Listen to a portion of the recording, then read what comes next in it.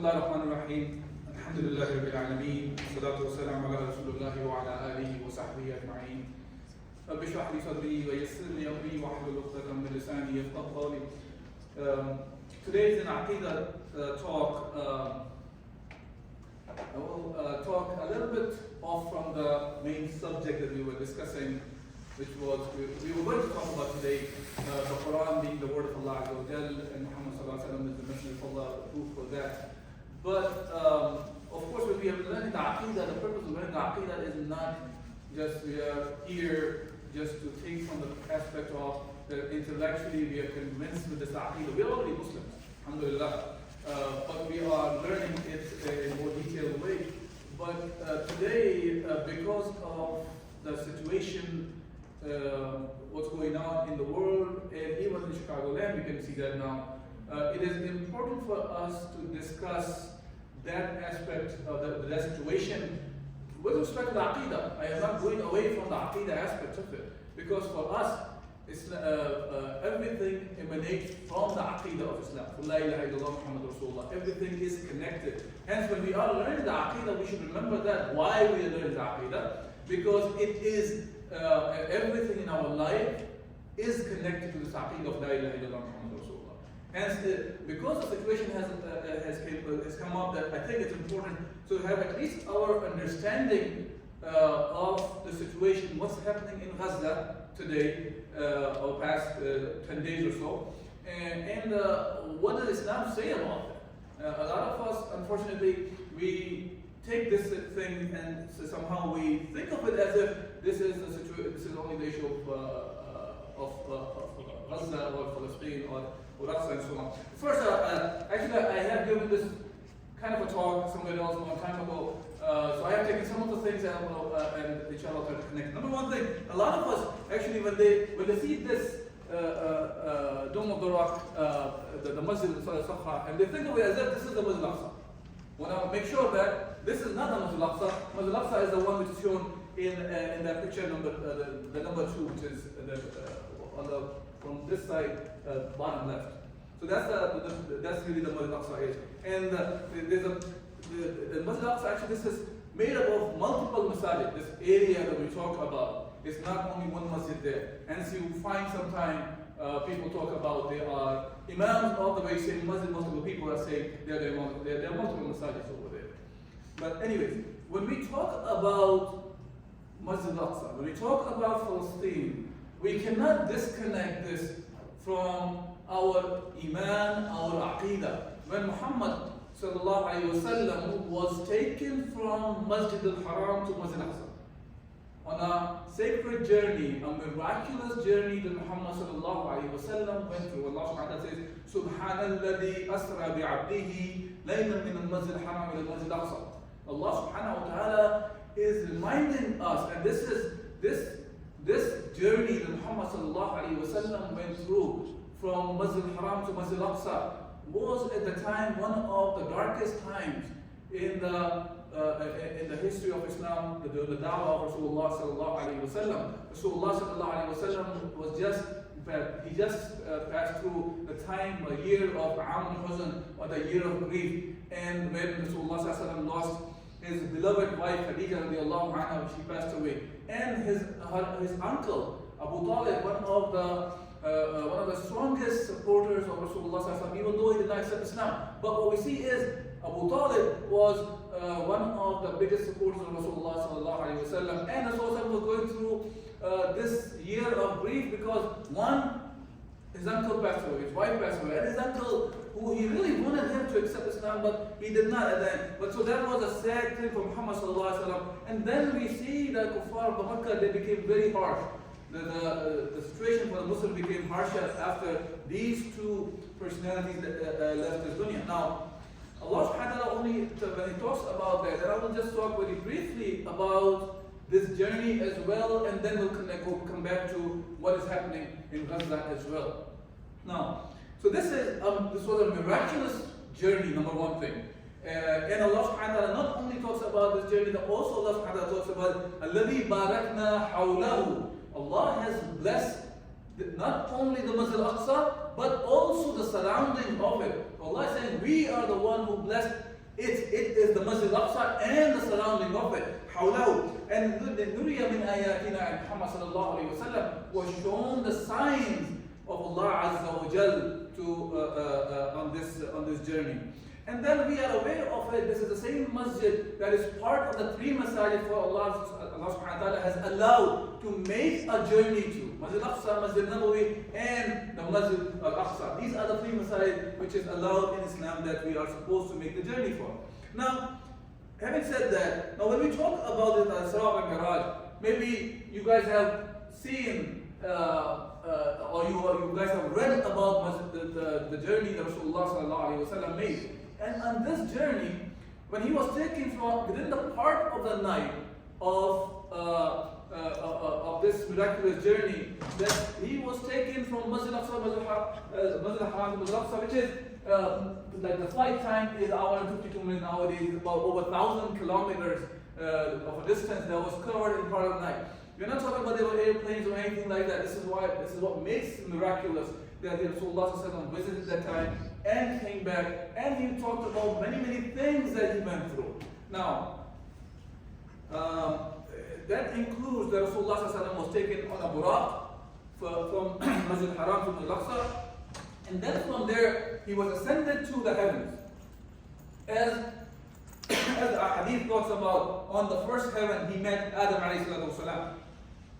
And I will not go through the whole hadith, it's a very long hadith, but I just like to remind you of that he met the Prophet Adam alayhi salatu wasalam on the first heaven. Second heaven, he met Isa alayhi salam and Yahya, the paternal cousin of each other. And then on the third heaven, and every heaven when he was going to, Jibreel was taking Rasulullah sallallahu, and every time the Prophet would ask, who's with you, to Jibreel? And when he said Muhammad sallallahu alaihi wasallam, he would say, okay, has his message started yet to convey the message to the world? And Jibreel said yes, and then they welcomed him, they made dua for Rasulullah sallallahu alaihi wasallam. So I will not go into the whole detail, just want to say it. And then third heaven, Rasulullah sallallahu alaihi wasallam, he met actually I forgot, Yusuf alayhi salatu wasalam, and the fourth Idris, and the fifth he met Harun, and the sixth he met Musa, and on the seventh he met Ibrahim alayhi salatu wasalam. And then he will take him to Sidratul Muntaha, where Rasulullah sallallahu alayhi wasallam was given a gift from Allah Azza wa Jal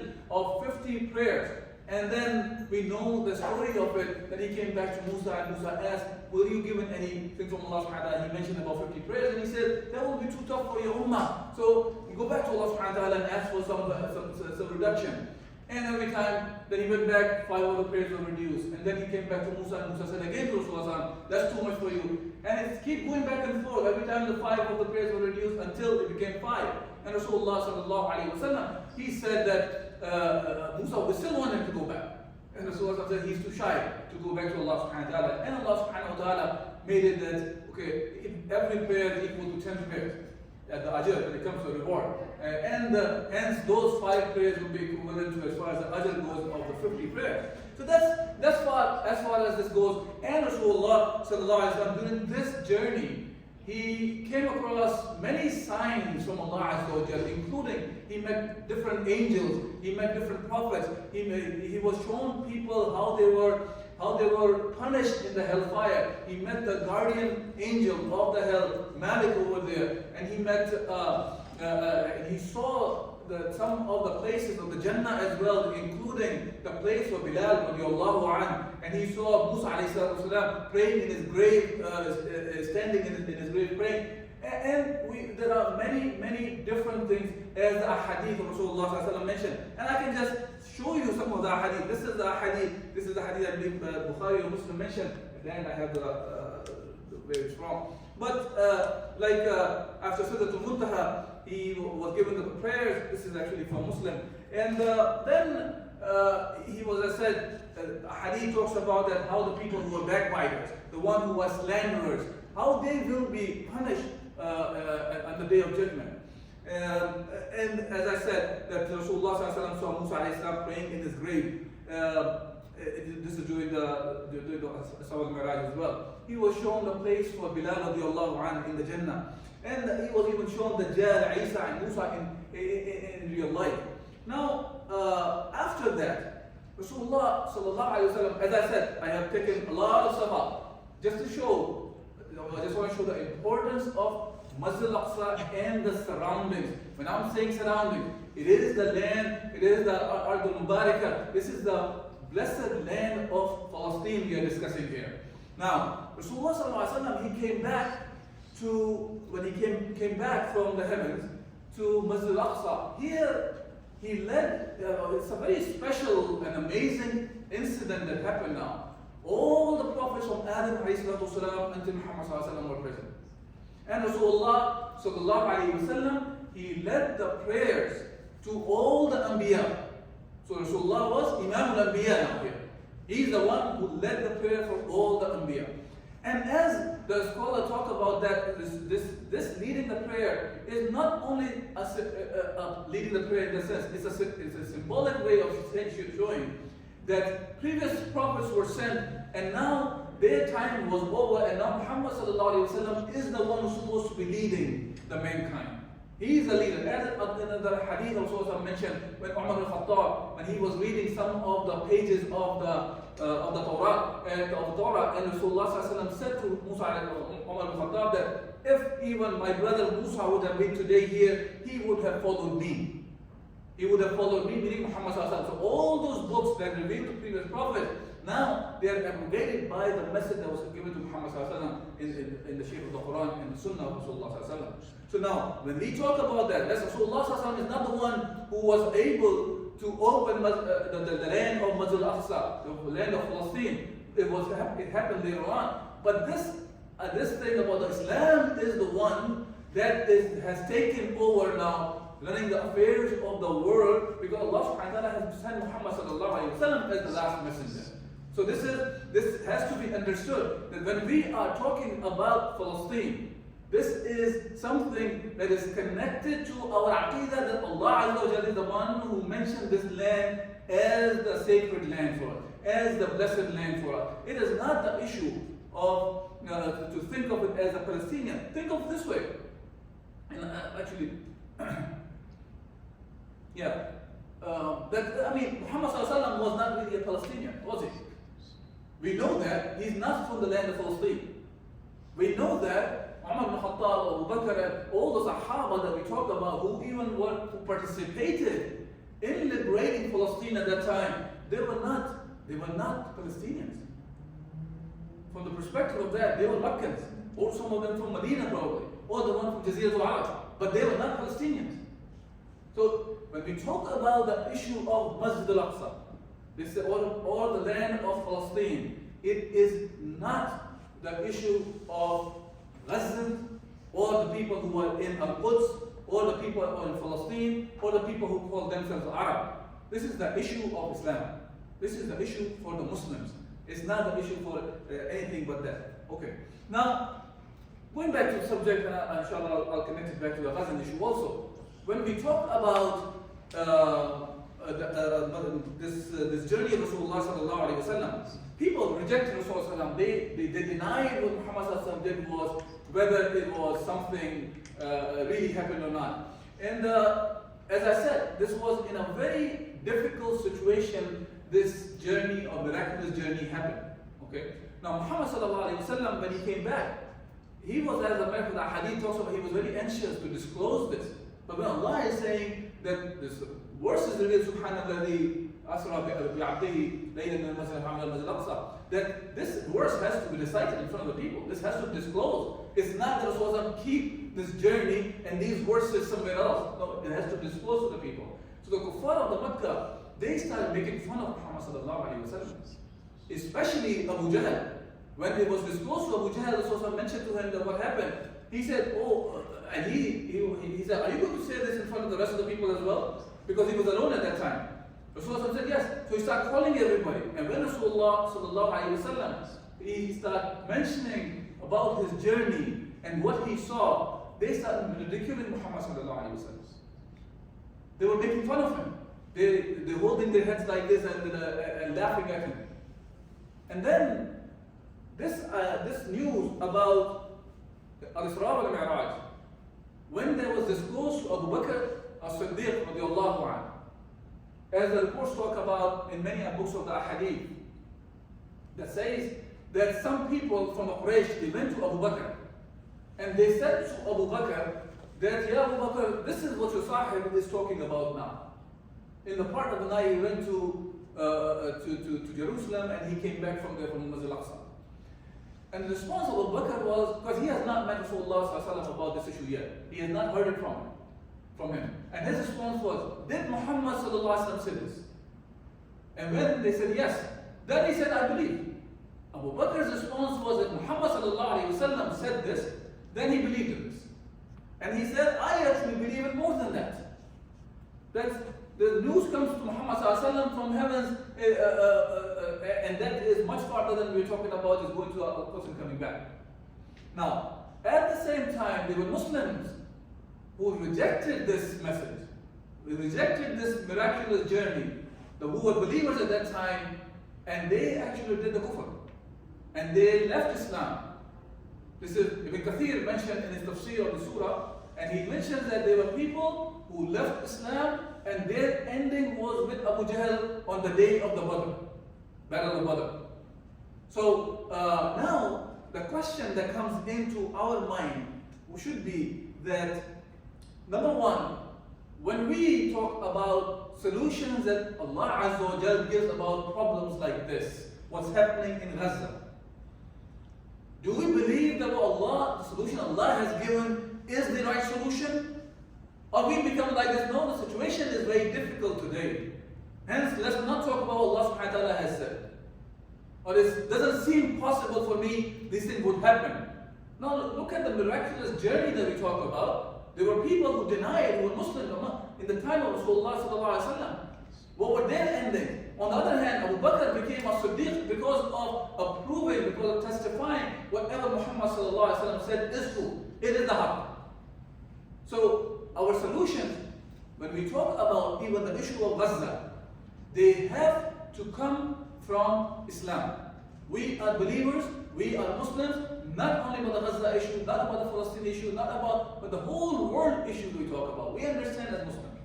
Our solutions come from Islam. See, this is the purpose of our learning the Aqeedah.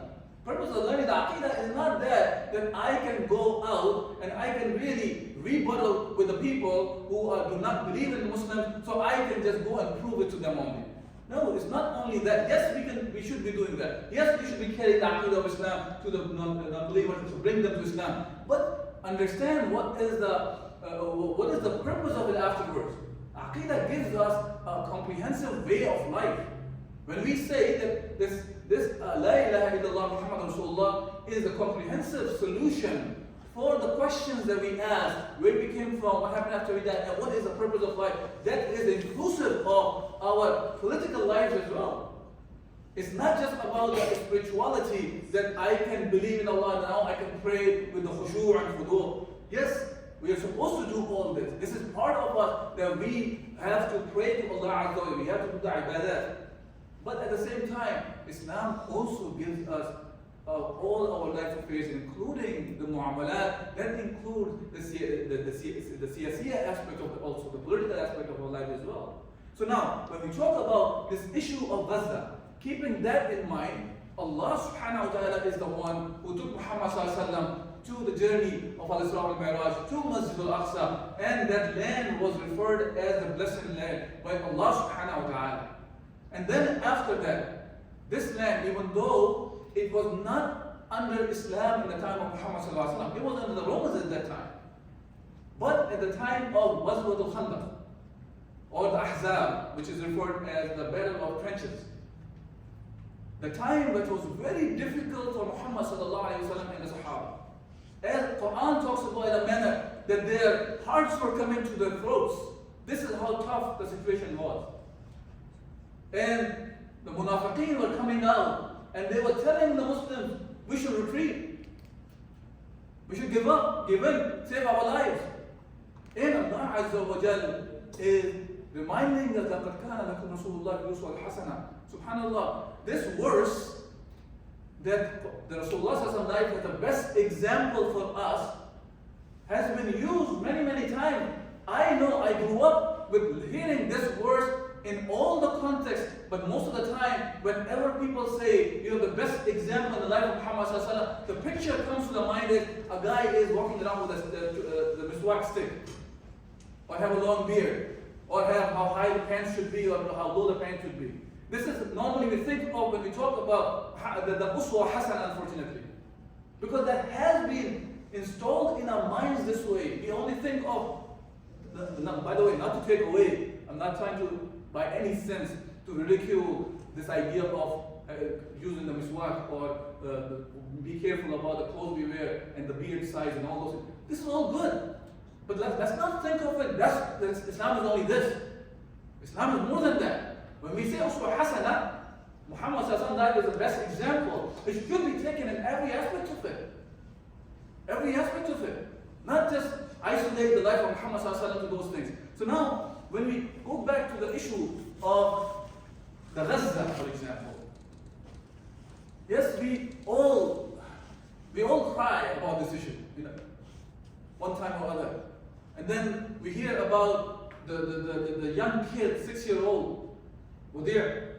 He was stabbed to death, not too far away from where we are at. Because of this, what's going on in the world and how the media is abusing this whole issue of Palestine today. And can you imagine a 6-year-old boy to be stabbed 26 times?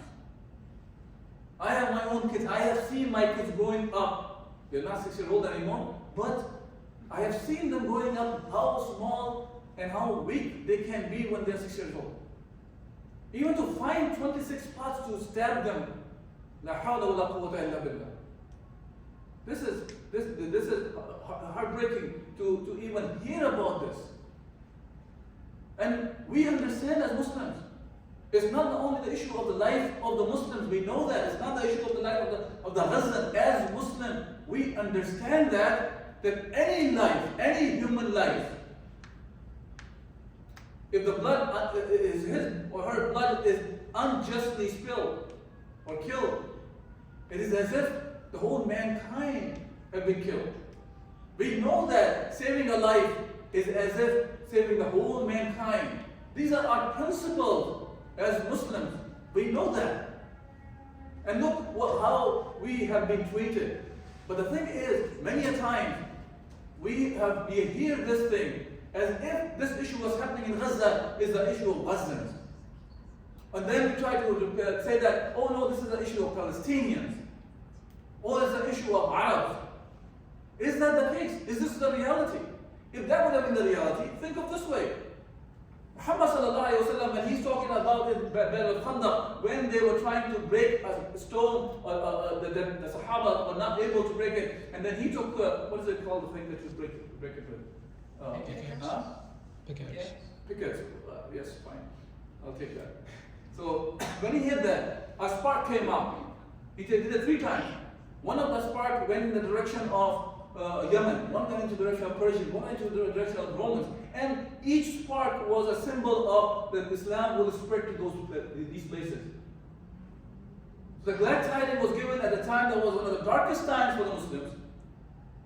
So it was not given to him that Romans, which is talking about Palestine, is part of that, Bilad al-Sham at that time, that Muslims would open that land. When we are talking about that, it was not thought of, Muhammad sallallahu alaihi wasallam is not from Sham. Hence, why was he talking about liberating Sham? He's not from Yemen. Why is he talking about liberating Yemen? He's not from Persia. Why is he talking about liberating Persia? Because this is the land belongs to Allah Azza wa Jalla. The whole world belongs to Allah subhanahu wa ta'ala.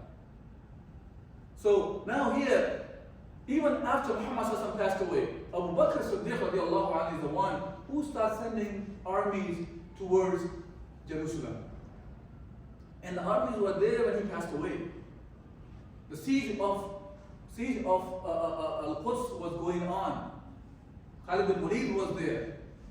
Abu Ubaidah bin Jarrah was there. Muawiyah was there. Amr bin al-As was there. And their armies were there. They were leading those armies. Now, none of them were Palestinians. They were all Meccans. Abu Bakr was Meccan. Sahaba, the rest of the ones who were there, they were from Mecca. And then in the time of Umar al-Khattab, when Jerusalem was open, Al-Quds was open, Umar al-Khattab had to go himself over there to open the land. He is not from Palestine. And then the Muslims lost that land. And against the Crusaders, Salahuddin Ayyubi is the one who went and opened the land again. He's not even Arab. He's Kurdish from our definition that we look at it. He was Kurdish. And then after that, when the time of Sultan Abdul Hamid II, when the Zionists, they went to him and they wanted to buy out the land of Palestine, his response was, this land is not my land that I give it to you. This land was taken by the blood of the Muslims. It belongs to the Muslims. And I don't need he said, give this message to Mr. Herzl that we don't need any kind of your wealth that you're trying to offer, the millions that they're offering. The day I am dead, the state is destroyed, the Khilafah Uthmaniyya at that time, then you can take it for free, and that's what they did. And then you know that the Balfour Declaration that was made in 1917, I believe. I think you guys all study about this in your history lesson courses and stuff. And I specifically took some of the different images from different sites. Probably this is the image of the real one that talks about what the Balfour Declaration was. They knew this land belongs to the Palestinians. Muslims weren't living there. And they made this agreement of finding a place for the Zionists to go and move and live there. Go back in history. We should know our history, brothers and sisters. We have to know who we are and what has happened to this land. And if you go back a little bit more, this guy, Arthur Balfour, used to be a prime minister of Britain. And while he was the prime minister, he is one of those people who pushed the idea of what is called the Immigration Act. And he was trying to make sure that especially they did not want Jews to enter into Britain. They used to look down at them. They used to call them, oh, they are coming and taking our jobs. And they did not, but they could not say it outrightly, so they made the law like that, and the law was impacting the Jews who were coming from Europe to Britain. They wanted to prevent them to enter. They used to look at them as scum of the earth, if you go and read the history of it. And then the very same people come out and they say, oh, we are going to find you a space, as if they are really, they love these people and they didn't want to find the place for them. It's more for their political reason. The Britain wanted to create a state in the middle of the Muslims. And that's how they did that in 1917. And this 1917 declaration, they were successful in 1948. Hence, we should be careful about when we take the news. When we take the news, Allah subhanahu wa ta'ala, يَا أَيُّهَا الَّذِينَ آمَنُوا إِن جَاءَكُمْ فَاسِقٌ بِنَبَإٍ فَتَبَيَّنُوا. When a fasiq, a sinner, a transgressor, when evil person brings the news, make sure the news that you have is the real truth, is the truth. Otherwise, you may do things in ignorance and then you will regret. I don't have to go into the details of how much of wrong news is out there, fake news is out there. And that fake news has been spread in a manner that, as our brother Malcolm X, rahimahullah, the way he said it, if you're not careful, the newspaper will have you hating the people who are being oppressed and loving the people who are doing the oppressing. And not only that, and sometimes we think our solutions will come from the people who are oppressors. And we align around them thinking the oppressor is the one who's going to help. Help against who? They are the oppressors. So we should not be naive. So when we talk about the Aqeedah of Islam, and I know I did not talk about the subject of the Aqeedah directly today, but that is our Aqeedah that teaches us. Because this book of Allah Azza wa Jal is the one demanding us to the believers how we act When news comes, how we act. And when we look about the land that Allah Azza wa Jalla has called the land, the blessed land, how do we react about that? Do we start calling that only Palestinians have the right to talk about, or the Gazans have the right to talk about the issue of the Gaza now? Or the Arabs are the ones who have the right to talk about? And any Arab who come and tell me this, my response will be, this is your mistake that you think this is your issue. This is the issue of the Muslims, all the Muslims. Doesn't matter. We are black, white, yellow, brown, Arab, non-Arab, whatever we are. This is the issue of Islam. And it has been used over and over against us all the time. Divide and conquer. Around the same time when we talk about this Balfour Declaration, there was another thing was going on with the Sykes-Picot Agreement that resulted into the Muslim Ummah have been divided into 55 plus states today. And unfortunately, we find those borders that were drawn by the French and the British colonists at that time, we find them more sacred than the hudud Allah, the lines that Allah has drawn for us. I ask Allah subhanahu wa ta'ala to give us a correct understanding of our deen, so we will be making the right judgment at the right time. Look at this. This was it was before 1947. 1948 was the time when the Nakba happened.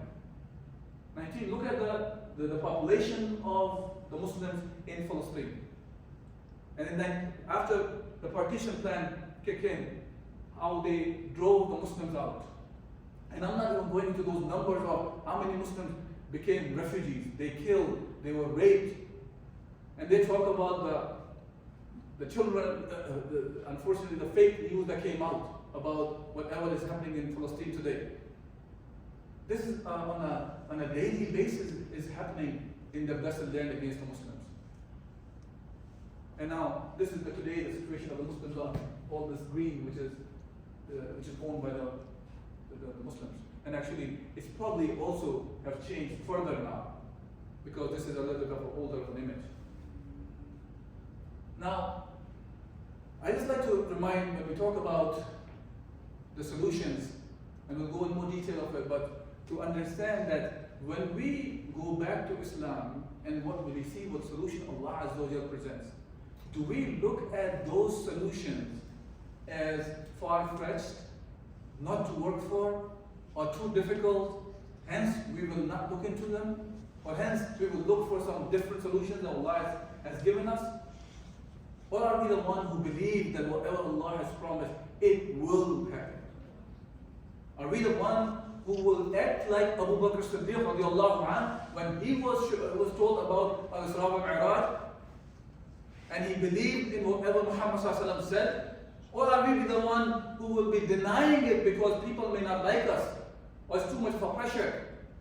Like in the time of Muhammad sallallahu alaihi wasallam, the one who were believers and they disbelieved, and their ending were in the battle of Badr with Abu Jahl. The choice is ours. Allah has given us the choice. Allah has given us a choice. And don't forget, as Allah subhanahu wa ta'ala, وَلَتَحْسَبَنَّ اللَّهَ غَافِلًا عَمَّا يَعْمَلُ الظَّالِمُونَ. That Allah subhanahu wa ta'ala says that Allah is not unaware of. Don't think Allah is unaware of what the oppressors are doing. The oppressors will be defeated. Allah will make this message of Islam supreme. It's up to us. We want to be part of this call to make the deen of Allah Azza wa Jalla supreme, or we are the one who sit back and Allah will bring people who will bring the victory to the Muslimin. It's up to us. We can be on the sideline, watch what's going on, or we can be the one who will get the ajr that Allah has made for us and will be rewarded by Allah subhanahu wa ta'ala. I'll stop the talk here, and if there is any question or comment, I understand. I did not give exactly what we can do today. And if there's any questions about that subject, I can talk about that as well, inshallah. Because I just want to make sure that this is connected to our Aqeedah. We understand this is the issue of Aqeedah because we talk about Aqeedah. I want to leave it like that this is an issue of our Aqeedah. Our Aqeedah demands us about, when we talk about Palestine, this is the issue of ours as Muslims.